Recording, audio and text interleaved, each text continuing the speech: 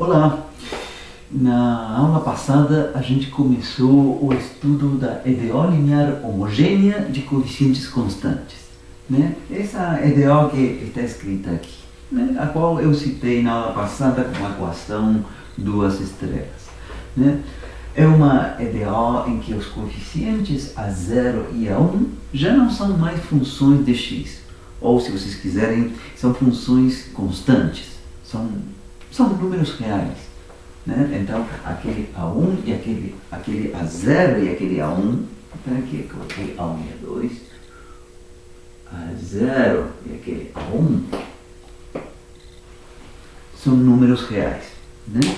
Então, eu expliquei o procedimento e tudo, né? E o que a gente viu é que tudo cai no final em resolver uma equação característica, que é a equação de segundo grau, que é associada à resolução da EDO linear homogênea de coeficientes constantes, né? Tinha a teoria por trás, etc., mas o resumo foi isso. E que, encontrando as raízes dessa equação característica, essa informação é chave para encontrar a solução geral desta equação diferencial. Então, essa equação de segundo grau, né, quando os coeficientes A0 e A1 são reais, há três possibilidades que podem acontecer. Uma em que as raízes sejam reais e diferentes, as duas raízes, que acontece quando o discriminante, o delta, é positivo, nessa primeira possibilidade.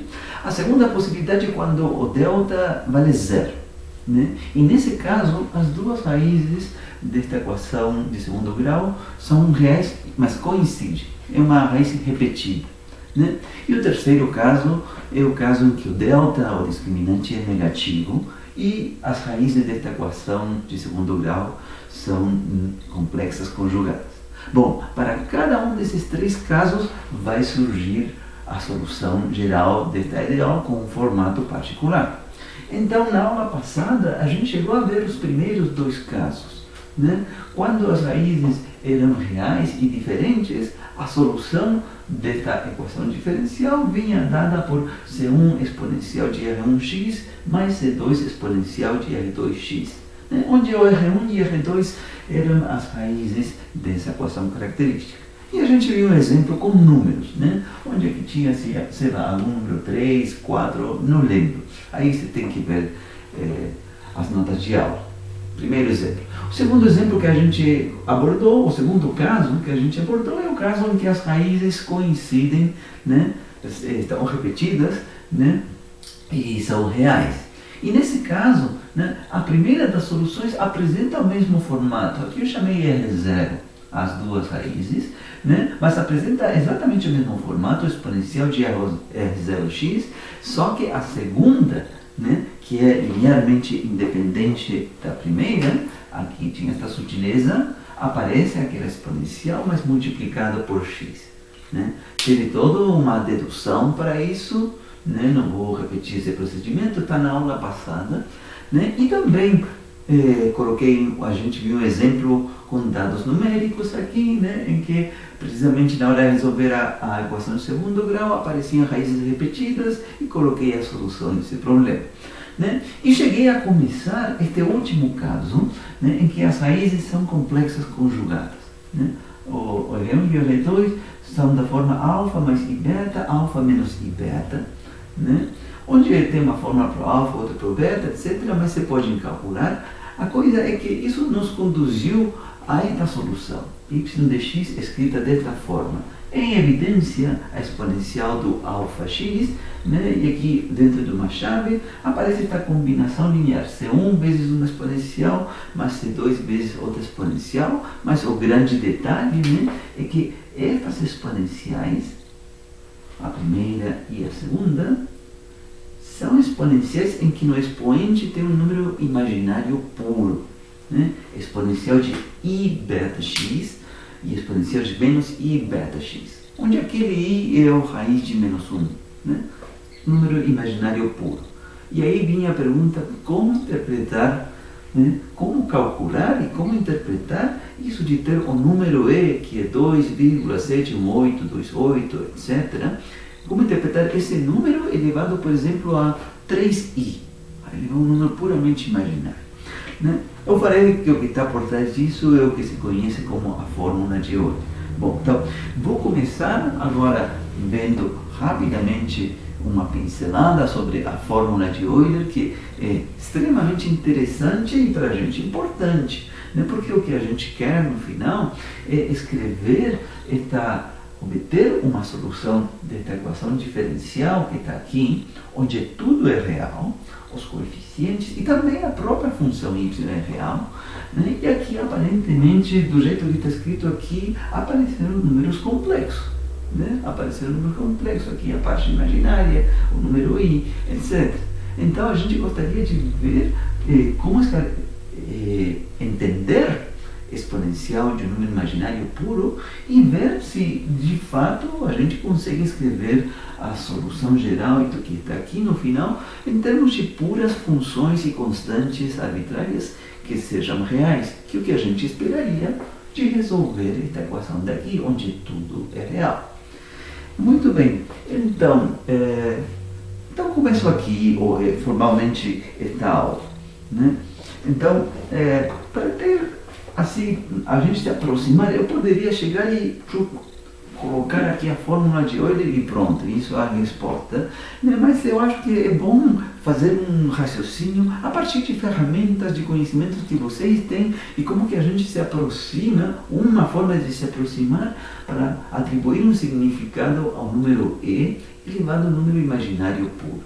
Né? Há mais de uma forma de se fazer isso. A que eu vou apresentar aqui é uma possível forma. Tá? Então, primeiro consideremos quando a gente tem um número e, né, elevado a números reais.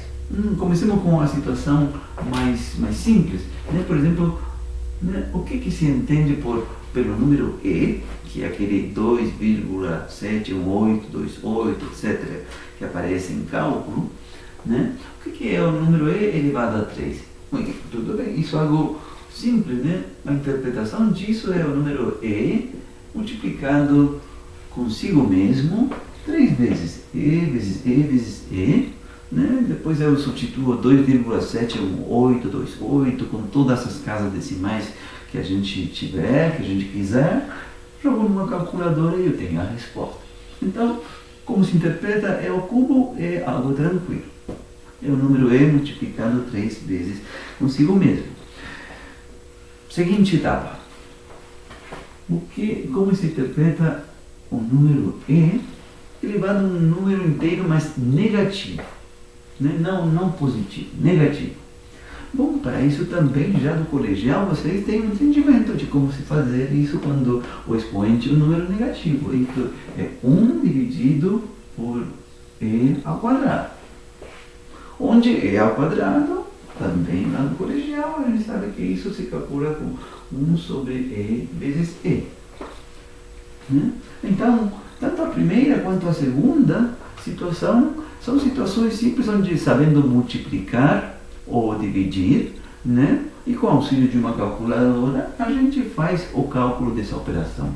Tem uma interpretação, uma compreensão bem clara do que representam cada um deles. Né? São essas pessoas que estão aqui. Muito bem. Terceiro passo. Considerar, por exemplo, exponencial de uma fração. Por exemplo, exponencial de 3/4. Como se interpreta isso?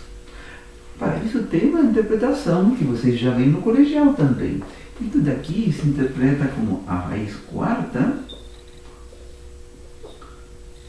do número e elevado ao cubo. Né? O número e elevado ao cubo a gente acabou de ver claramente, de revisar claramente como que se interpreta. E vezes e. Mas aqui a parte da raiz quarta, isso demanda algo a mais do que saber simplesmente multiplicar e dividir. Né? Tem que ter a noção do que se entende pela raiz quarta de um número. Mas isso também é uma operação que vocês veem no colegial. Né? Você começa estudando raiz quadrada e depois se generaliza para raiz cúbica, raiz quarta, raiz de ordem n. Né? Aqui no caso da raiz quarta, né? Raiz quarta seria um número tal que multiplicado consigo mesmo 4 vezes vai dar como resultado e ao cubo. né? Então, temos também uma interpretação a partir das operações de multiplicação, divisão e aqui também de tomar uma raiz enésima, né? Então, esse é o acréscimo deste outro caso. Muito bem, mas agora na continuação vou colocar um caso assim que desafia um pouco mais, tá? E que vai nos ajudar a entender depois como abordar a situação de ter E elevado a um número puramente imaginário.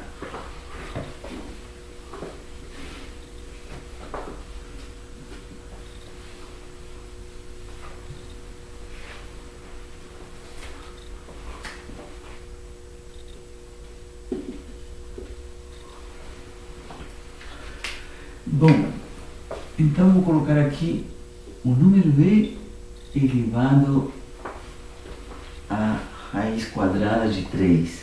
E aí, como interpretar agora E elevado a raiz quadrada de 3? Né?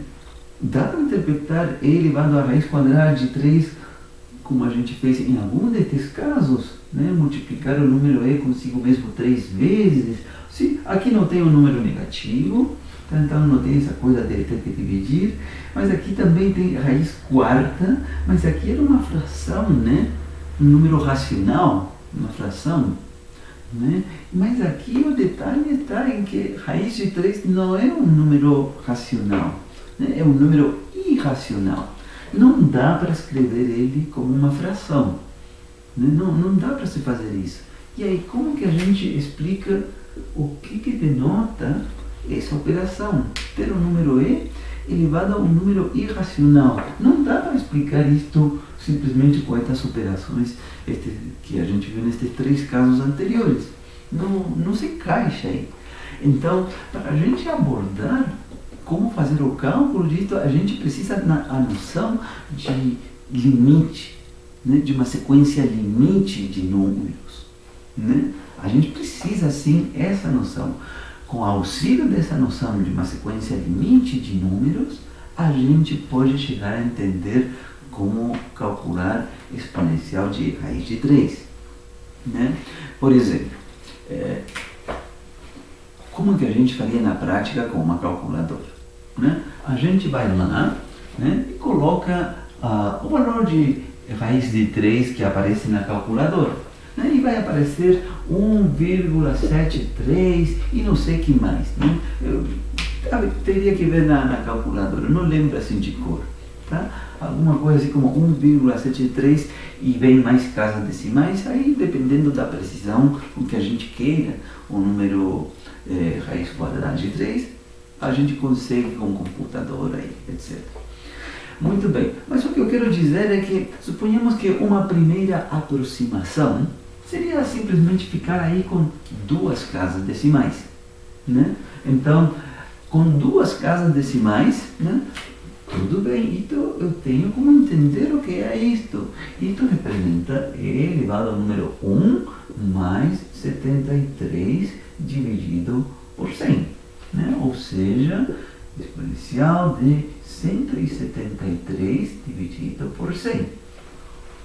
Então, o que eu estou fazendo? Né? Estou, digamos, aproximando, né, raiz quadrada de 3 por esta fração, 173 sobre 100. Bom, e se é uma fração, é um número racional, temos uma forma de responder o que representa isso. Né? Representa a raiz centésima do número E elevado a 173. E isso sim tem uma interpretação, a gente já tem uma interpretação para isso. Beleza? Tá? Mas isso é uma aproximação, isso não é exponencial de raiz de 3, é uma aproximação grossa. Né? Bom, alguém pode dizer, vamos caprichar nessa aproximação, acrescentemos mais casas decimais. Beleza? Então, exponencial de 1,73. Então eu vou inventar aqui as seguintes casas decimais, vocês podem confirmar quais são realmente numa calculadora. Repito, eu vou inventar aqui, uso porque 5, 4, 8, 1, 7. Por dar um exemplo e que a coisa continua. Não vai ser isso, tá? Vocês têm que confirmar aí numa calculadora, mas suponhamos que a gente para aí. Bom, No momento em que a gente parar aí, isso também é um número racional, né? Isso vai ser exponencial, né, de 1, 7, 3, 5, 4, 8, 1, 6, dividido em 1, 0, 0, 0, 0, 0, 0. 3, 6, 4, 10 milhões, né? Esse número aí, e é um quociente de dois números inteiros, portanto, é um número racional, e daí já é válida esta interpretação que foi mencionada antes, número E elevado a um número racional, né? E, sem dúvida, que isso vai caprichar, né, na estimativa do número E elevado à raiz quadrada de 3. Vai estar mais próximo, vai ter mais casas decimais, se encontra mais próximos, mas também, se a gente for rigoroso, não vai ser o número E elevado à raiz quadrada de 3. A partir de alguma casa decimal em diante, da sexta, da sétima em diante, a coisa já vai ser diferente, né? E bom, por isso eu estou falando que a gente precisa da noção de uma sequência, de um limite de uma sequência de números.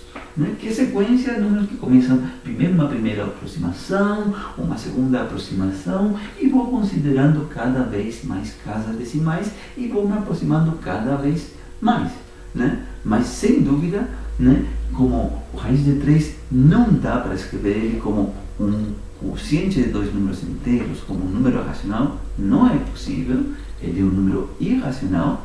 Qualquer aproximação que eu fizer vai ser sempre uma aproximação, vai se encontrar mais e mais próximo, daí a ideia que é uma sequência limite, né? E assim eu vou interpretar exponencial de raiz de 3 como o resultado dessa sequência limite, né? De ter que considerar E elevado a frações que se vão aproximando mais e mais, cada vez mais, do número raiz quadrada de 3, né? Assim é que eu vou interpretar E elevado à raiz quadrada de 3 como a sequência limite, né? O limite dessa sequência de números. Tá? Então, essa é uma forma de responder como interpretar exponencial à raiz quadrada de 3. Uma forma que está intimamente ligada com o que vocês usam na calculadora. A calculadora dá o raiz de 3 com várias casas decimais, né? Todo mundo aí se conforma, toma o número elevado a isso e dá outra resposta com várias casas decimais, mas se for rigoroso, a partir da casa número 15, número 20 em diante, a resposta pode não bater, mas tudo bem.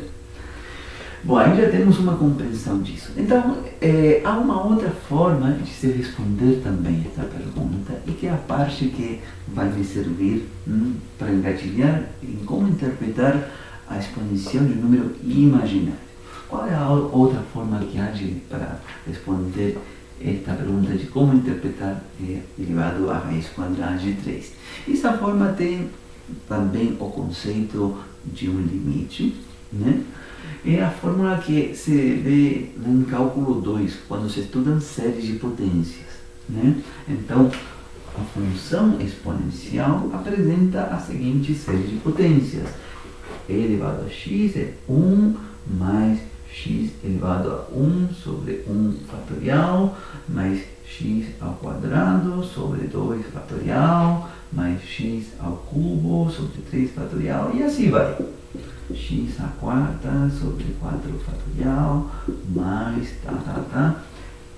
reticências. Esse é o resultado de uma série de potências, né? E qual é a graça? Bom, primeiro, você pode provar que esta série de potências converge, né, para todo x na reta real, né? Ou tem um raio de convergência infinito, tá?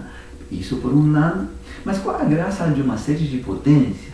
A graça de uma série de potências é que as operações matemáticas que a gente faz para calcular numericamente o que está do lado direito, né? Por exemplo, suponhamos que eu também faço aquela ideia, considero primeiro poucos termos e vou me aproximando gradualmente da resposta final, considerando mais termos, mas sempre um número finito, né?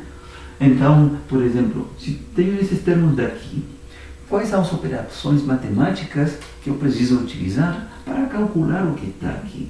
é soma de termos, a operação soma.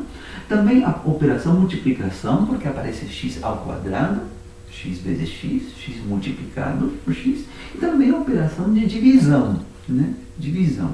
E também para calcular 2 fatorial, 3 fatorial, eu preciso multiplicar. 3 fatorial é 3 vezes 2 vezes 1. 4 fatorial, 4 vezes 3 vezes 2 vezes 1. Tá, mas o que é legal é que o que está do lado direito é algo que a gente pode calcular com um número finito de termos, né? Mas com as operações usuais que a gente vê no colegial. Operações algébricas, multiplicação, soma. Aqui nesta fórmula não aparece subtração, mas a outra sim que aparece, divisão. Né? Com essas operações você pode fazer isso. Então, elevar o número E a um número x, e em especial, se x for uma raiz quadrada de 3, por exemplo, a gente pode fazer essa conta multiplicando, somando, dividindo, se a gente utilizar esta forma, com um número finito de termos. Né? Se eu fizer com 3 termos, talvez a aproximação vai ser boa, dependendo do qual é o valor de x, né? Talvez com 4 casas decimais reproduza a resposta. Bom, aí se eu quiser uma maior precisão, eu considero 20 termos, 50 termos, 100 termos, vou acrescentando assim. Mas também sempre aparece a noção de que há um limite. Né? Um limite no sentido de que o valor verdadeiro de exponencial de x é o limite de esta soma, quando esta soma contiver infinitos termos. E a gente, para utilizar isso com calculadora, com computador, a gente nunca utiliza com infinitos termos, a gente pode utilizar com 1000 termos, 2000 termos, etc. Número grande de termos para ter bastante precisão, mas sempre é uma aproximação. Né, então, se entende também como uma sequência limite. Então, eu vou ficar com esta versão, né, de como interpretar o número E elevado à raiz quadrada de 3. E, na verdade, isso daqui também serve para todos os outros casos, onde o número x for um número inteiro, ou for um número inteiro negativo, ou for uma fração. Para todos esses casos, qualquer x que seja real pode ser inteiro, pode ser uma fração e também pode ser irracional. Esta fórmula serve para todos esses casos. Então eu vou ficar com ela. Certo?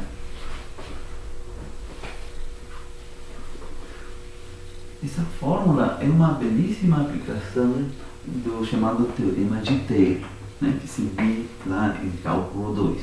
Né? Bom, então agora vou retomar a questão de interesse nesta parte, né?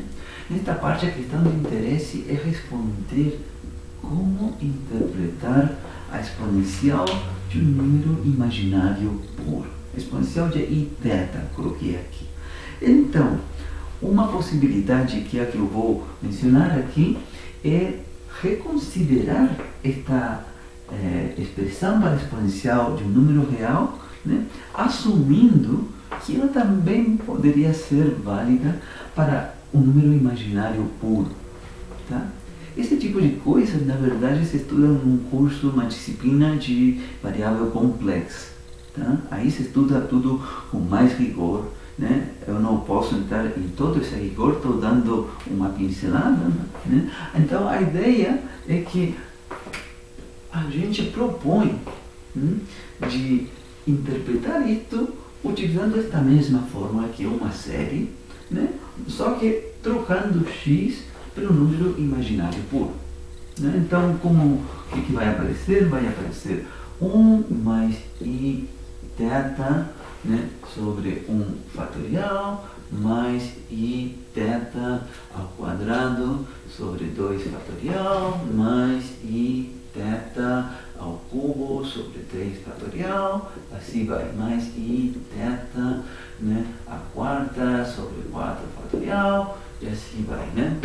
A gente sempre assim continua, né? Bom, e o que se pode fazer aqui do lado direito? Bom, vai acontecer que vai dar para separar os termos, né, em aqueles termos que são puramente reais, como este 1, número puramente real, e outros que são puramente imaginários, como este i θ dividido por um fatorial, ou seja, números que vão multiplicando i. Né? Porque todos esses outros termos, quanto vai ser este que está aqui? Ó? Né? A gente vai ter que fazer a conta do número i elevado ao quadrado, né? Onde i é a raiz de menos 1. Elevado ao quadrado vai dar menos. Então, o termo é menos θ ao quadrado sobre 2 fatorial. Né? Esse outro vai ser com i cubo. Se vocês revisam quanto vale i cubo, i vezes i, isso vai dar menos i. Menos i θ cubo sobre 3 fatorial. Este segundo termo. E esse outro que é i à quarta. I à quarta, se fizerem o cálculo, é mais 1. Né? I vezes i vezes i vezes i, isso vai dar mais 1. Então esse termo aqui volta a ser mais θ quarta sobre 4 fatorial.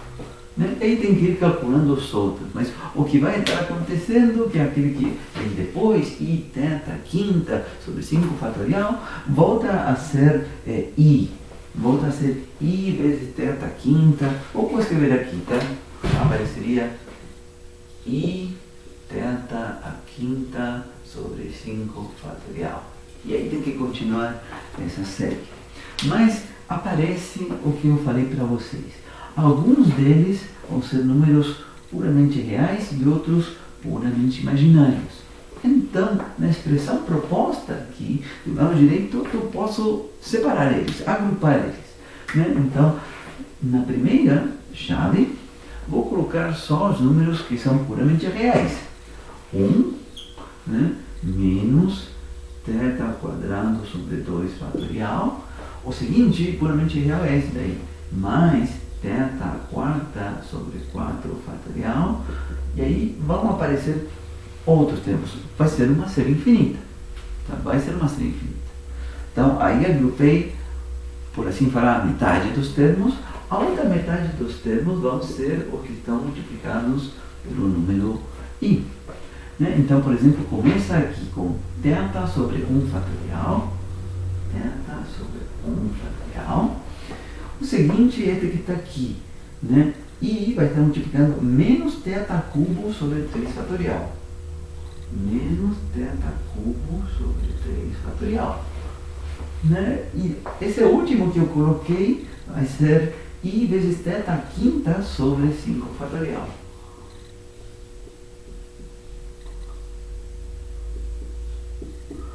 E assim vai também até o infinito. Né? Mas vejam que bacana. Deu para propor uma expressão para exponencial de número imaginário, que é uma coisa quase impossível de imaginar assim, se a gente só pensar como a gente faz a operação de exponenciação com números reais. Né? E aqui a gente está propondo, olha, tem uma interpretação utilizando esta fórmula mágica desta série para a função exponencial, assumindo que ela vai ser válida também para um número imaginário puro. Isso se estuda com rigor, numa disciplina de variável complexa. Né? E aí o que a gente está vendo é que, ótimo, aqui a gente tem uma expressão, tudo bem, tem duas séries, tá? Tem duas séries, mas a primeira chave é um número puramente real e a segunda é um número puramente real multiplicado por i. Bom, isso tem o formato de um número complexo, né? Um número complexo onde a expressão deste número complexo possui uma parte real e uma parte imaginária. E aqui está sendo dito como calcular a parte real disto. Né? É por meio desta série. E está sendo dito como calcular a parte imaginária disto aqui, por meio de uma outra série. Então, é uma proposta muito bacana, né? E para melhor ainda, uma surpresa muito legal, né? E uma coisa para nada óbvia, né? É que esta série que aparece aqui, né? Se a gente fizer o cálculo com mais termos, sendo rigoroso agora, considerando os infinitos termos, tem que ver quais vão ser eles, tá?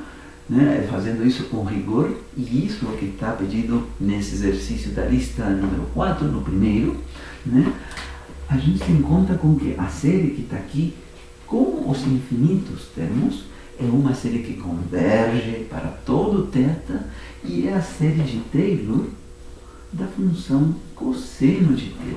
Bate certinho, tá? Mas repito que isso não é só olhando os primeiros termos e colocando todos os termos até o infinito. E isso é o que eu quero que vocês façam nesse exercício da lista. Aqui eu já estou dando uma boa pincelada, uma boa luz de como que se procede. O trabalho de vocês é ver que com os termos até infinito vai aparecer exatamente a série de Taylor da função cosseno de θ. E no segundo caso, esta outra parte daqui também tem uma ótima notícia, e se levar em conta os termos até ao infinito, vai ser a série de Taylor da função seno θ.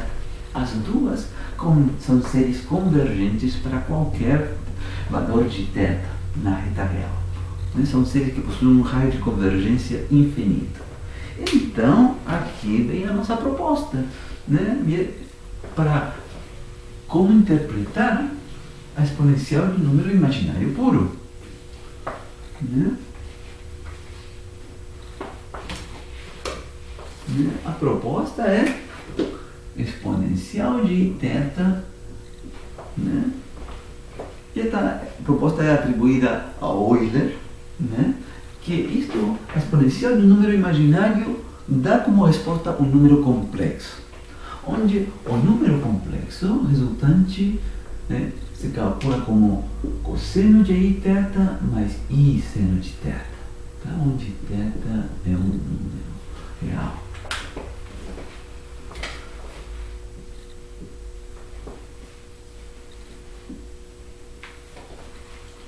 Ok? Então, esta fórmula mágica aqui, né, é conhecida como a fórmula de Euler.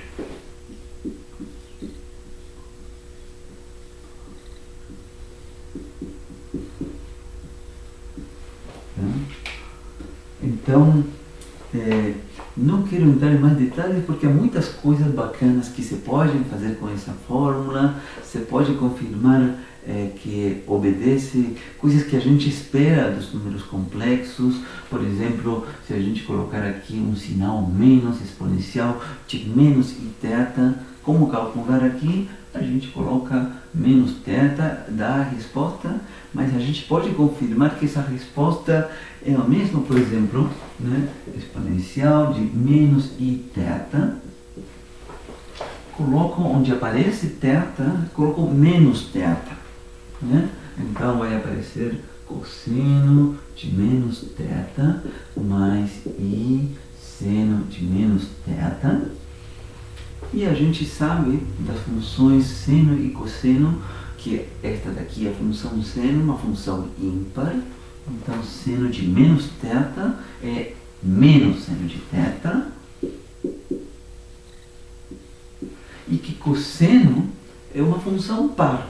Então cosseno de menos θ coincide com cosseno de θ. Então, digamos, esta é a expressão que fornece a fórmula de Euler para a exponencial de menos iθ, né? Mas o que eu queria falar é que este resultado obtido aqui obedece a algo que a gente espera. Por quê? Porque outra forma de responder o que se entende por e elevado a menos iθ é dizer, olha, e elevado a menos iθ. Esse número menos que está aí, num expoente, a gente sabe como interpretar isso. É 1 sobre e elevado a iθ. Né? E como a gente já tem uma expressão para e elevado a iθ, que essa expressão aí da fórmula de Euler é 1 sobre cosseno de θ mais i seno de θ. Então fica 1 dividido por um número complexo, né? E aí tem que fazer uma operação matemática que é multiplicar pelo complexo conjugado para se desfazer deste i que está no denominador.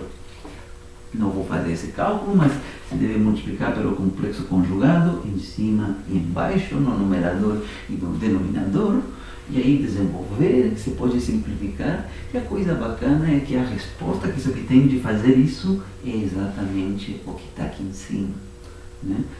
Então, esta expressão que foi deduzida a partir da fórmula de Euler respeita, né, este tipo de operação de ter um número menos aqui, 1 dividido pela exponencial de θ, chega ao mesmo resultado. E há muitas coisas bacanas, né, que se podem ver a partir daqui e que eu coloquei na lista, né? Exercício 2, exercício 3, exponencial de 2 e θ, de 3 e θ, identidades trigonométricas que já se conheciam de antes, que se podem deduzir a partir daqui. Muitas coisas bacanas. Façam esses exercícios, tá? Então, eu vou ficar com a fórmula de Euler, onde a gente já sabe agora como interpretar a exponencial de menos e θ.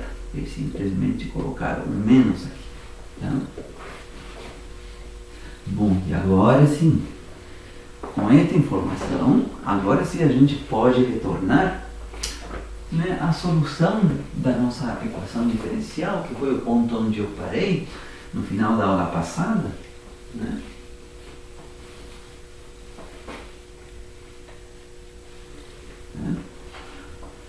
Quando a gente estava tendo, né, o caso 3, né, eu tinha colocado o caso 3, né, em que as raízes da equação característica eram complexas conjugadas, né? R1 é alfa mais i beta e o R2 um alfa menos i beta, né? E a gente tinha chegado a que a solução geral da equação diferencial, nesse caso, né, assumia esse formato, né?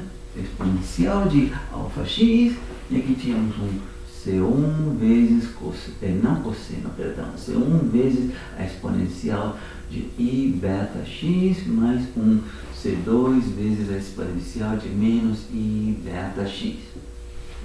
Né? Era aí, nesse ponto que a gente tinha parado, né? Eu falei no início da aula seguinte, vou dar uma pincelada de ver como interpretar, como entender a exponencial de i beta x. E agora a gente tem a resposta para isso, né? Esse é um número complexo cuja parte real é cosseno desse argumento e a parte imaginária é o seno desse argumento. Então agora vou continuar, né? Vamos lá. Aqui vai vir então que y de x igual a exponencial de alfa x. Então, temos C1, aqui temos a exponencial de um número imaginário puro, o θ estaria sendo beta x, portanto aqui vai cosseno de beta x mais i seno de beta x, tá certo? Para o primeiro. E para o segundo, a exponencial de menos i beta x. Né? Lembra a forma que eu coloquei para a exponencial de menos i θ? É a mesma, com um sinal menos aqui. Né? Então, vou colocar aqui na seguinte linha, C2, que multiplica, abre uma chave, cosseno de beta x menos i seno de beta x. Fecho o colchete e fecho essa chave. Ok, então vou apagar esta fórmula aqui. Tá? Olha, então apareceram números complexos aqui, né? E há uma série de outros cálculos que envolvem números complexos. Um número complexo, por exemplo, 2 mais 5i elevado a 20. A 20, por exemplo. Tem uma forma de calcular a resposta disso sem ter que fazer o produto de 2 mais 5i consigo mesmo 20 vezes. Há uma fórmula, né? E eu reviso essas coisas nesses exercícios 4 e 5 da lista. Também, por exemplo, como interpretar, como fazer o cálculo da raiz cúbica de um número complexo. Quanto é a raiz cúbica de 2 mais 3i? Quanto é? Então, eu explico aí nesses exercícios 4 e 5 da lista, e vocês estão vendo, estão aparecendo os números complexos nesta parte das EDOs. Então façam todos esses exercícios, porque eu vou assumir que vocês sabem fazer essas operações, né? De um número complexo elevado a uma potência qualquer, né? E o número complexo tomar a raiz quadrada, cúbica, a raiz quinta, a raiz enésima de um número complexo. Tá? Façam todos esses exemplos que estão aí, porque são muito importantes. Se tiverem dúvidas, no horário de atendimento, me consulta. Tá? Mas eu vou assumir que vocês fizeram isso. A gente vai precisar disso, né? Vai ter equação característica onde aparecem raízes que são números complexos. Esse foi um parêntese para deixar claro, a enfatizar que tem que resolver esses exercícios da lista, tá? Isso é uma parte que a gente vai estar usando aqui. Então, vou continuar aqui, né? O que a gente vê que ficou dentro desta chave, né? Ficou aqui uma expressão dentro do primeiro colchete que contém um cosseno de beta x no primeiro colchete e no segundo colchete, né? E tem outra parte, essa daqui e esta daqui, que contém seno de beta x no primeiro colchete e no segundo colchete. Então, posso dar uma arrumada aqui, né? Então, seno de x igual, então vai ter aqui a exponencial de alfa x, tá? Então, vou aqui abrir um parêntese, deixar um espaço, vai ter algo multiplicando o cosseno de beta x, mais outro algo aqui, outro parêntese, multiplicando seno de beta x, né? Tem dois termos multiplicando o cosseno de beta x, agrupo esses dois termos, né? Coloco em evidência o fator que vai estar na frente, que tenho que calcular ainda, multiplicando o cosseno de beta x, e o que sobra são mais dois termos multiplicando o seno de beta x, né? Agrupo eles e aqui tenho que calcular quanto que vai ser o fator que vai aqui na frente. Bom, no caso de cosseno de beta x, né, o que vai? C1 mais C2, né? É o que vai aqui nesse parêntese aqui. C1 mais C2. Tá? E no caso do seno, tem que tomar cuidado. Vai o C1, vai o C2, mas o C1 está multiplicado por I C1, e o C2 está multiplicado por menos I. Menos I C2. Tá? Então, está ficando bom. Se C1 for uma constante arbitrária e C2 for outra constante arbitrária, então estas combinações, né, C1 mais C2 e IC1 menos IC2 são constantes arbitrárias, né? Então, vou chamar esta primeira constante arbitrária de A e esta segunda constante arbitrária de B. E então, a gente está obtendo que a solução da nossa EDO para o terceiro caso é exponencial de alfa x, aqui vai A, uma constante arbitrária A, cosseno de beta x, mais uma constante arbitrária B, que vai multiplicando o seno de beta x, né? E essa seria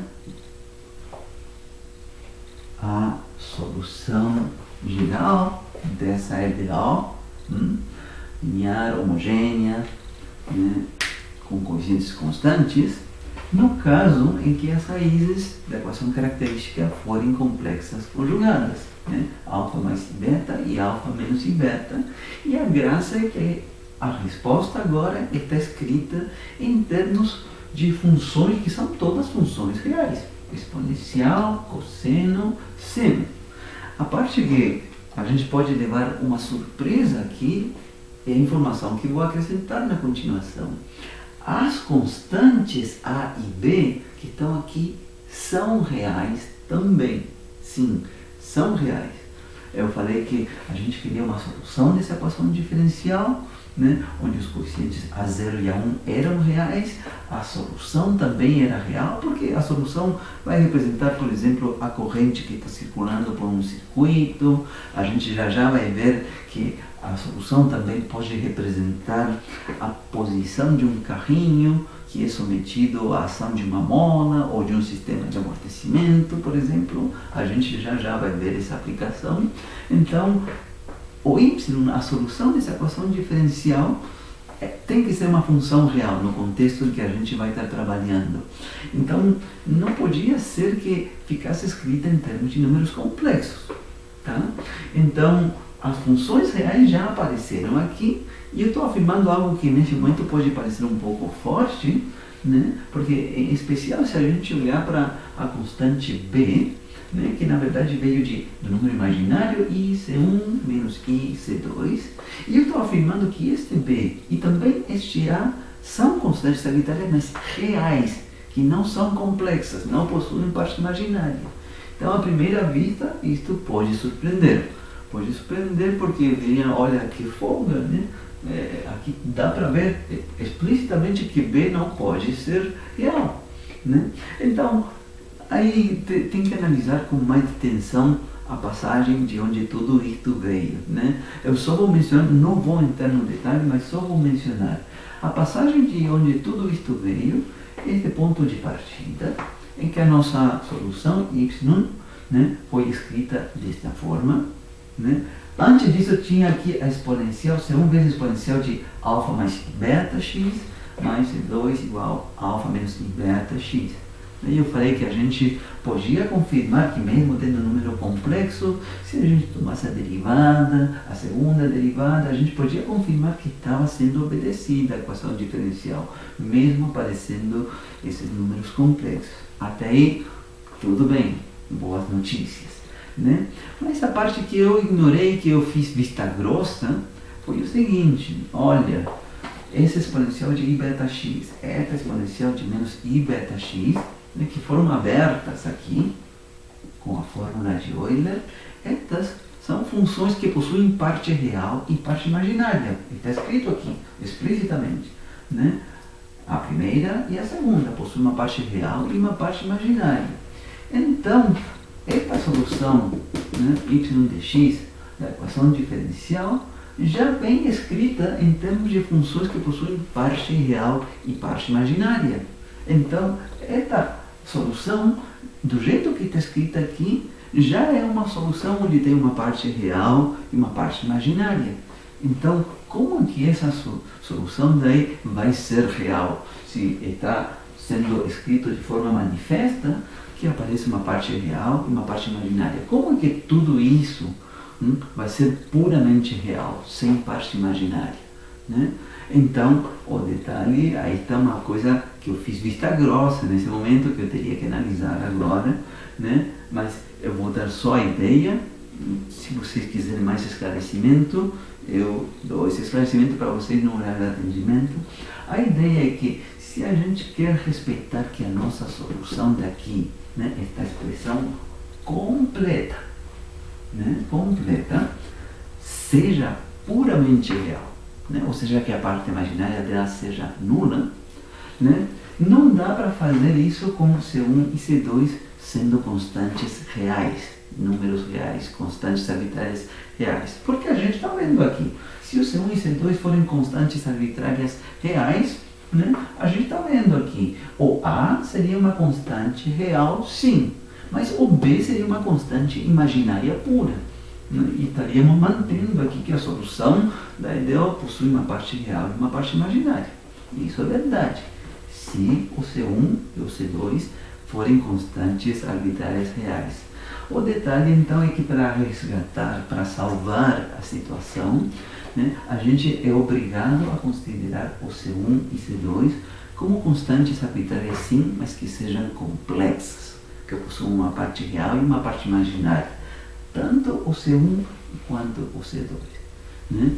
E que, estudando essa expressão com constantes que são complexas, né, se a gente cobrar desta expressão, que a expressão como um todo, com C1 e C2 complexas, né, se a expressão como um todo seja real, né, que a parte imaginária dela zere, a gente se encontra com que C1 e C2, uma deve ser a complexa conjugada da outra, tá? Que C2, né, barra o complexo conjugado e C1, né, C1, é isso.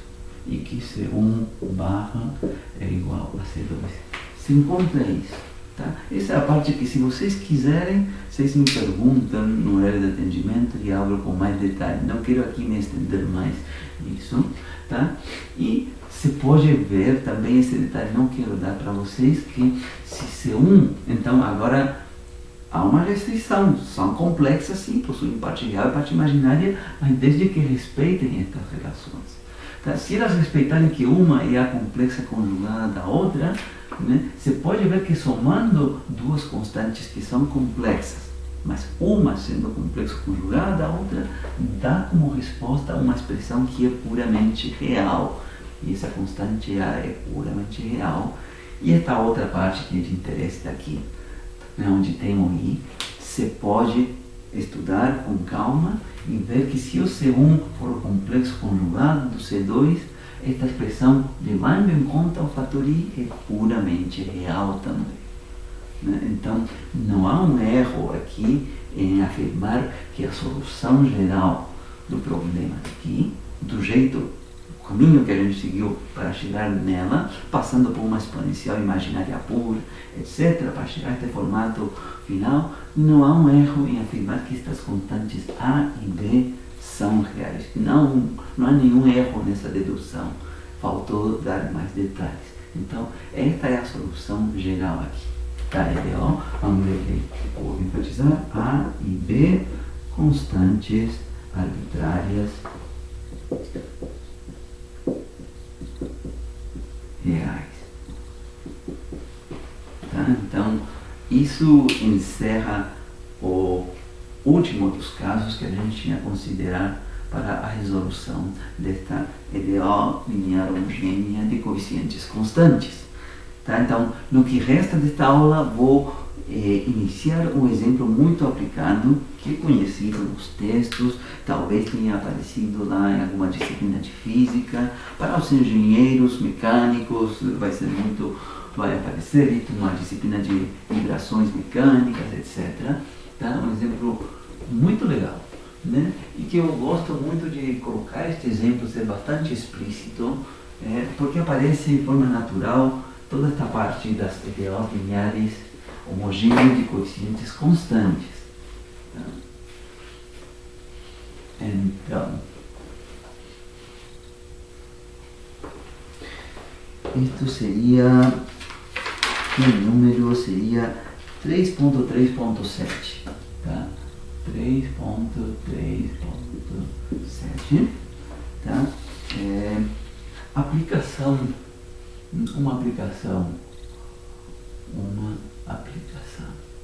tá? Há muitas outras, tá? Mas aqui estou colocando uma aplicação.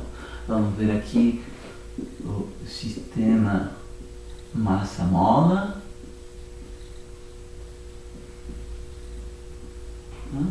Tá? Vamos ver aqui também o sistema massa-amortecedor.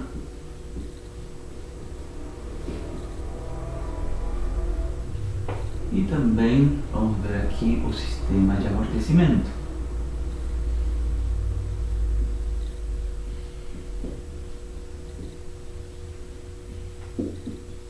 Então, já a gente vai ver aqui que um exemplo belíssimo, onde aparecem uma aplicação concreta destas EDOs lineares homogêneas de coeficientes constantes.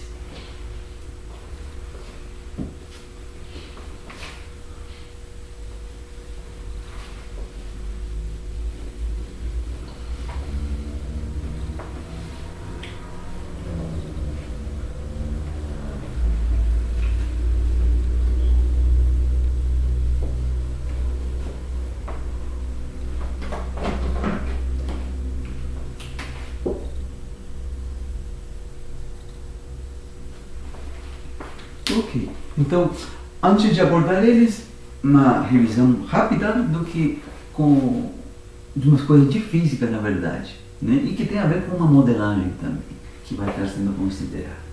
Né? Então, primeiro caso, considera a mola, né? Porque a mola vai estar aqui aparecendo. Né? Então, a mola, isso é uma coisa que vocês veem no colegial. Né? Mola. Então, suponhamos que aqui temos uma parede, tá? E temos aqui uma mola, tá? Ali no comprimento natural dessa mola, sem fazer nada ao respeito, tá? Tá horizontal. Estamos ignorando aqui a gravidade, tá? Então ela está de forma horizontal, tá? E que se faz a experiência, né, de esticar essa mola, ou também de comprimir. Vou olhar aqui no desenho esticando essa mola. Então, aqui estava a mola no comprimento natural, sem esticar ela, mas depois aqui a gente estica ela. Estou exagerando aqui, tá? Mas para fazer isso tem que vir um agente externo, alguma força externa, esticar e segurar ela. Né? Então, aqui vai ter alguma força que está segurando ela esticada. A mola se resiste, a mola quer se contrair, né? Mas está segurando ela, né? E então a gente pode chamar esta distância aqui de x. Né? E o que se encontra, né? E isso é uma coisa que vocês já veem no colegial, né? Até alguns de vocês podem ter feito a experiência, né? Em algum laboratório, né? Que o valor dessa força respeita a chamada lei de Hooke, né? Que F é igual a menos kx, uma constante de proporcionalidade que chama constante de elasticidade da mola, né? Vezes x. Né? Então, por exemplo, se eu não estiquei a mola, se x for zero, esta força é nula.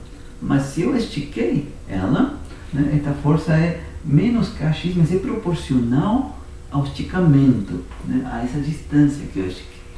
O sinal menos simplesmente está dizendo que a mola está fazendo a força no sinal contrário. O agente externo está esticando, mas o agente externo sente que a mola está puxando no sentido contrário. Né? E esta é a chamada de lei de Hooke.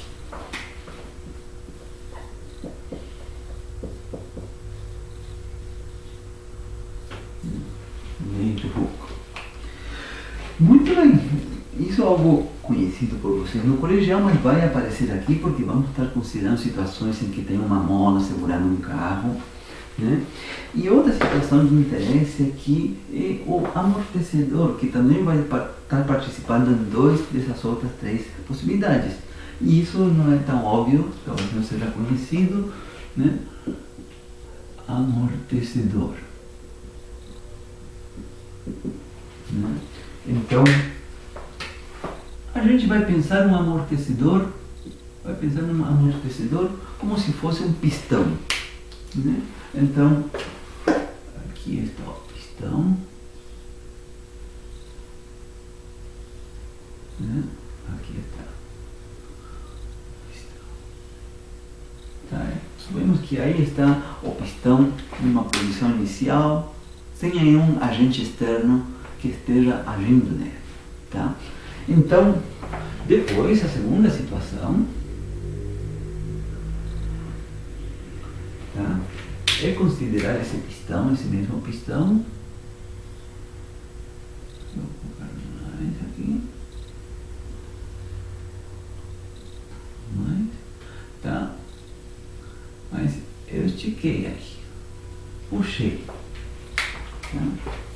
E aqui tem o agente externo. Alguém que está puxando com a mão, por exemplo. Aqui.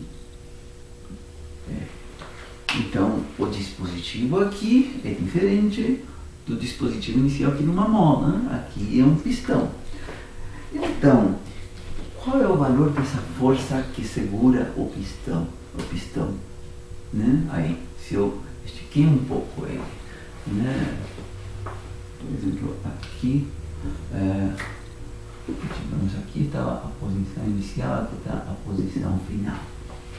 Bom, então, o que se encontra experimentalmente, uma boa modelagem disso, é que se eu puxei o pistão uma certa distância, x, pode ser assim como eu coloquei aqui, uma distância x aí, né? Mas se eu, depois de puxar essa distância x, eu parar, segurar o pistão parado, ele já não faz mais força. Se ele estiver parado, mesmo que eu tenha afastado ele aqui, não é como a mola, que eu estiquei, parei, segurei aí e eu senti que a mola estava puxando, né? Para um pistão não acontece isso. Se esticar, dá um trabalho, assim, esticar, chegar lá, mas uma vez que eu cheguei lá, seguro um tempo e depois eu percebo que ele já não mais puxa. Fica aí mesmo, nessa posição. É diferente, né? E o que se encontra experimentalmente é que, na verdade, o pistão vai estar se resistindo a ser esticado enquanto a gente estiver movimentando, né? Aqui, estiver puxando, estiver em movimento. Mas quando a gente parar aqui, aguardar um instante de tempo, ele já deixa de exercer uma força. Para de fazer isso. Ele só vai estar exercendo uma força que se opõe ao esticamento enquanto estiver em movimento. Enquanto eu estava puxando aí, né? Quando eu estava puxando, durante esse transcurso, ele estava exercendo uma força. Então, a força aqui depende da velocidade, na verdade. Não depende da distância que eu estiquei aqui. Não depende. Isso que se encontra experimentalmente. Então, um comportamento diferente. Tá? Então, é uma força. Isso é uma modelagem bastante boa. Então, também se resiste aqui, há um sinal menos, né? Uma constante C, mas aqui aparece a velocidade, né?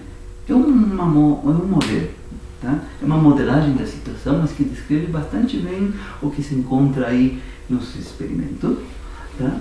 E então, essas duas fórmulas são as que a gente vai estar considerando nesta disciplina, né?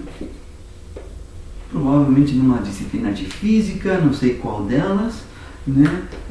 Para os engenheiros mecânicos, uma disciplina de vibrações mecânicas, com certeza que vai aparecer isso daqui, né? Então eu vou estar trabalhando com isso, né? Que a força, o comportamento da força com a qual se resiste uma mola a ser esticada, né? Oferece esta força, menos kx, a lei de Hooke, e no caso de um amortecedor, né? Que a gente está desenhando aqui como um pistão, é menos uma constante vezes a velocidade.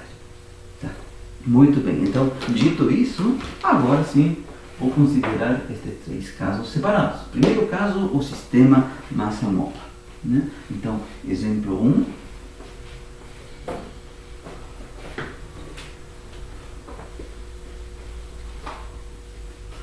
Então, vou apagar aqui.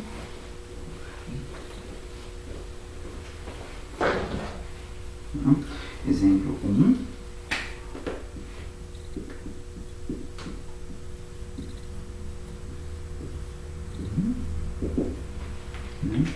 Então, vai ser um carro de massa M segurado por uma mola, que é chamado de sistema massa-mola. Tá? Carro de massa M segurado por uma mola.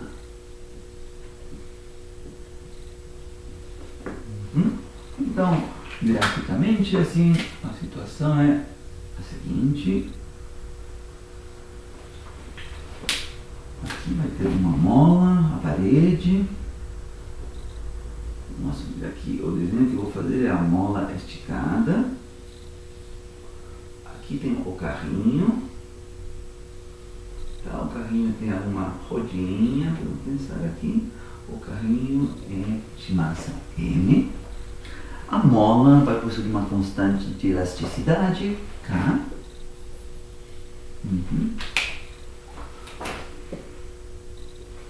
Então, essa é a situação, né? E o carrinho, aqui eu coloquei ele com a mola já esticada, né? Suponhamos que esta tivesse sido a posição de equilíbrio e que a partir daí eu meço quanto se esticou e chamo essa distância de x, né? Então, como eu falei anteriormente, se x for zero, a mola está no comprimento de equilíbrio onde não há nenhuma força.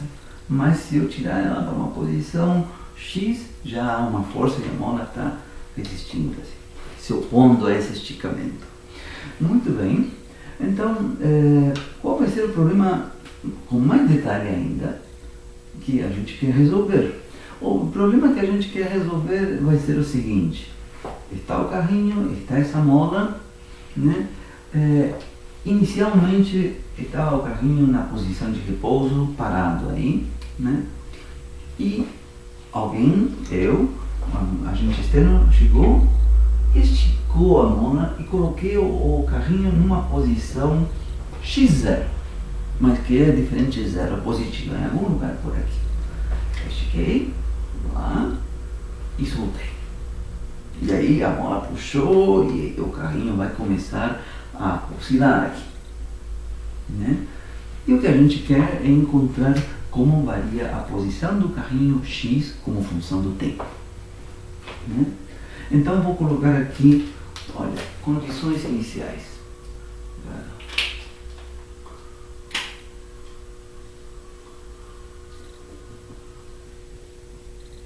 Condições iniciais.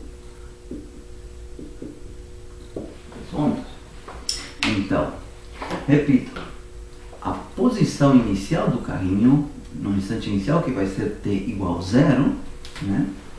Posição inicial do carrinho no momento inicial vai ser algum valor x0 positivo, né? Eu estiquei, coloquei aí numa posição x0.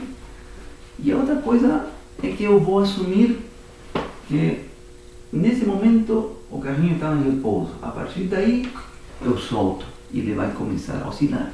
Mas ele começou a oscilar estando inicialmente em repouso. E aí foi puxado e começou a se movimentar e oscilar.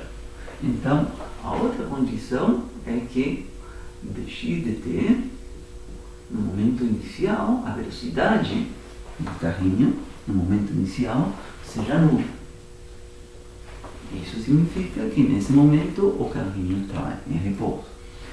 Então, com essas condições iniciais, com esses dados, a gente quer determinar a posição x como função do tempo.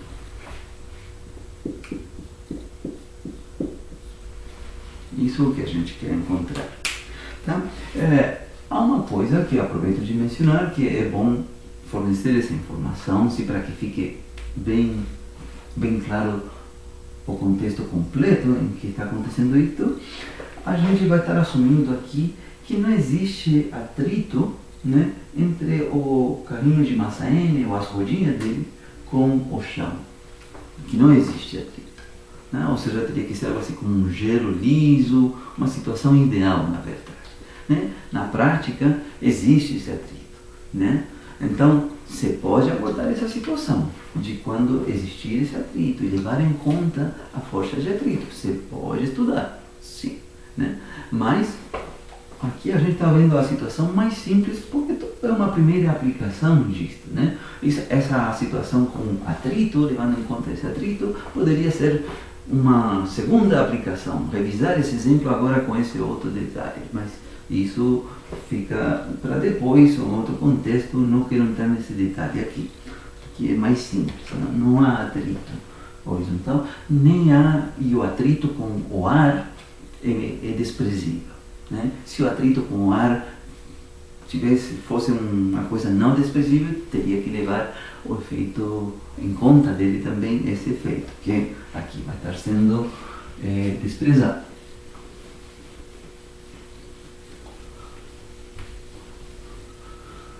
Muito bem, né? Então, de onde a gente tira uma equação diferencial para a incógnita do problema, para a posição do carrinho? Né? Isso é um problema de mecânica, em que participam forças. Então, como eu mencionei na primeira parte, no capítulo 1, quando tínhamos alguma aplicação, né, ou a bolinha caindo, ou aquele exemplo do paraquedista caindo, são exemplos em que se analisam considerando as forças que estão agindo sobre o objeto, ou sobre o paraquedista naquele exemplo. E se faz um diagrama de forças e se ocupa uma lei física, que é a segunda lei de Newton. Então, é isso que a gente vai fazer aqui. Então, vamos primeiro fazer um diagrama de forças.